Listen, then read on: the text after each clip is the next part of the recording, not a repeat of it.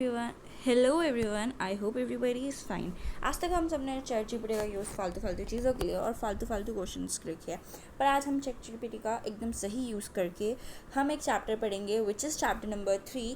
आपकी ISC book में जो है वो चैप्टर नंबर 3 है which is human reproduction class 12 biology.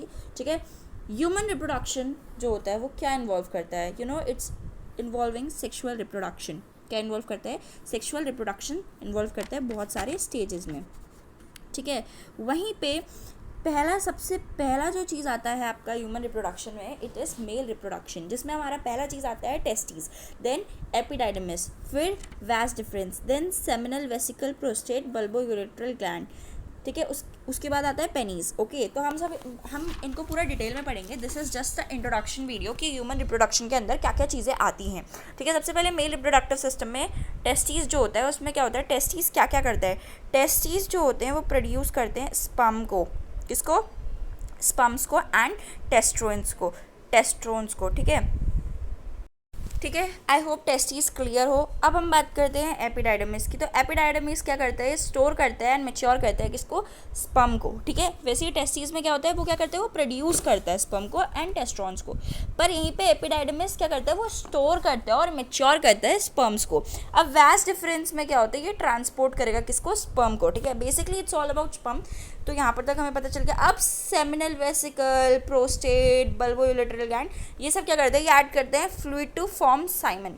ठीक है, अब पेनिस करता है transfer sperm into the female body. जो पेनिस होगा वो क्या करेगा? स्पर्म को फीमेल बॉडी में ट्रांसफर करेगा। ओके, अब बात करते हैं फीमेल रिप्रोडक्टिव सिस्टम की।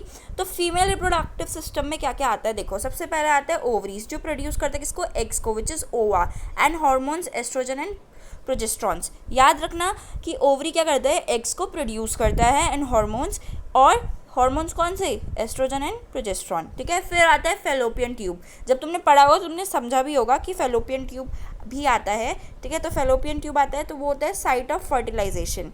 यूट्रस सपोर्ट करता है द डेवलपमेंट ऑफ एम्ब्रियो और फीटस। ठीक है, ये क्या करता है? सपोर्ट करता है किसके डेवलपमेंट को? एम्ब्रियो या फिर फीटस के। Vagina receive sperm. ठीक है, जैसे जब क्या होता है? पेनिस ट्रांसफर करेगा स्पर्म फीमेल बॉडी में, तो ये जो वेजाइना होती है इसका ही काम होता है कि ये क्या करे? ये रिसीव करे उस स्पर्म को ड्यूरिंग इंटरकोर्स, यानी बर्थ कैनाल। ठीक है, इंटरकोर्स के टाइम पे क्या करता है कि जो ये पेनिस जो मेल बॉडी में स्पर्म ट्रांसफ़र करते हैं, है ना, जो मेल बॉडी से मतलब फीमेल बॉडी को स्पर्म ट्रांसफ़र करते हैं, तो वेजाइना का जो काम होता है, ये जो वेजाइना होता है इसका काम होता है कि उस स्पर्म को ये फीमेल बॉडी में रिसीव करे। किस टाइम पे? During intercourse. ठीक है, अब क्या आता है?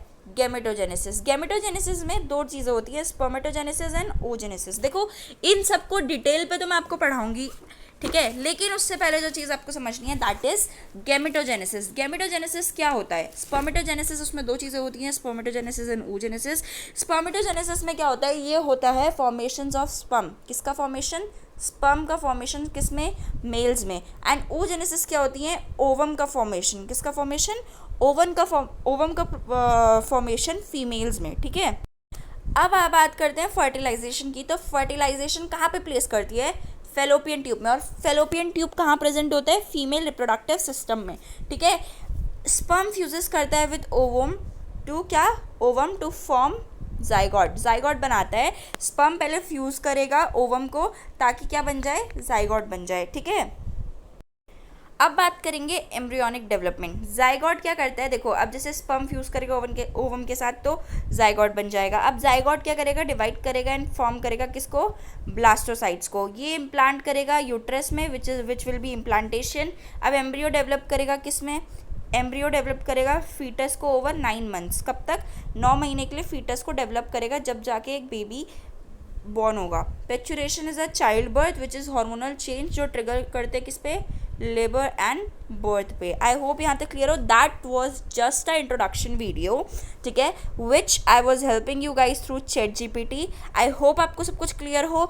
अभी आगे वाली वीडियो में मैं आपको पूरा पहले मेल रिप्रोडक्शन सिस्टम का डिटेल दूंगी, देन फीमेल रिप्रोडक्टिव सिस्टम का, ठीक है, और उसके बाद then I will give you the detail for gametogenesis, जिसमें मैं आपको एकदम डिटेल में सारी चीज़ें पढ़ाऊंगी। फिर fertilisation, then embryonic development and then parturition which is a child birth. फिर जाके हमारा चैप्टर फिनिश हो जाएगा। आई होप आपको वीडियो क्लियर होगी एंड एन्जॉय करोगे आप video. I will be taking help of ChatGPT which will be most helpful for me. I hope आप सबको सब कुछ समझ में आ गया होगा। Thank you so much for watching the video.